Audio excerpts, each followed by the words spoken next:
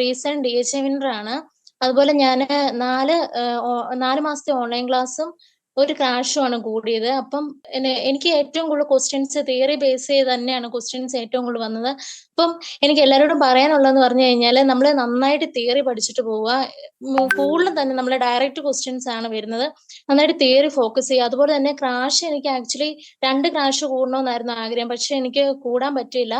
പക്ഷെ എല്ലാവരോടും ഞാൻ പറയുന്ന ഒരു മിനിമം നമ്മൾ 2 ക്രാഷേലും കൂടുക. അപ്പം ഉറപ്പായിട്ട് നമുക്ക് എക്സാം ജയിക്കാൻ പറ്റും.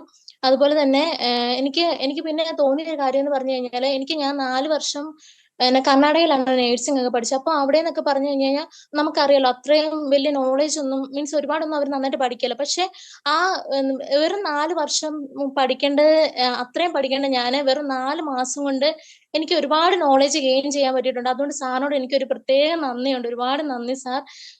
Thank you so much sir. അതുപോലെ തന്നെ സാറിന്റെ ക്രാഷ് കോഴ്സ് ഇരുന്ന് കഴിഞ്ഞപ്പോഴും മോക്ക് ടെസ്റ്റ് ആണെങ്കിൽ പോലും ആദ്യമൊക്കെ എനിക്ക് ഇച്ചിരി ടഫ് ആയിരുന്നു. എനിക്ക് ടൈം മാനേജ്മെന്റ് ഒന്നും തീരെ ഇല്ലായിരുന്നു. പക്ഷെ ഡേ ബൈ ഡേ ആയി കഴിഞ്ഞപ്പോഴത്തേനും നന്നായിട്ട് എനിക്ക് ടൈം മാനേജ് ചെയ്യാനൊക്കെ പറ്റി. നന്നായിട്ട് എനിക്ക് നന്നായിട്ട് സ്കോർ ചെയ്യാനും പറ്റി. അതുകൊണ്ട് എനിക്ക് ഒരുപാട് നന്ദിയുണ്ട് sir. Thank you so much. അതുപോലെ തന്നെ സാറിന്റെ ടീം മെമ്പേഴ്സിനും ഞാൻ ഒരുപാട് നന്ദി പറയുന്നുണ്ട്. Thank you so much sir. God bless you sir. Thank you.